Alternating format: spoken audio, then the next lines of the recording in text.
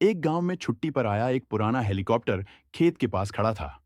एक जिज्ञासु मुर्गी, जिसका नाम थी गुल्ली, रोज वहां घूमती थी। एक दिन वह हेलीकॉप्टर के अंदर चढ़ गई और उसे एक शांत, सुरक्षित जगह लगी। गुल्ली ने वहीं घोंसला बना लिया और कुछ ही दिनों में उसने वहां अंडे दे दिए। गांव वाले चौंक गए। हेलीकॉप्टर में अंडे? बच्चे देखने आने लगे। गुल्ली अब मशहूर हो गई। जब हेलीकॉप्टर उड़ाया गया तो उसे रोकना पड़ा, क्योंकि उसमें अब एक मां मुर्गी अपने अंडों के साथ रहती थी। सबने उसे वहीं रहने दिया।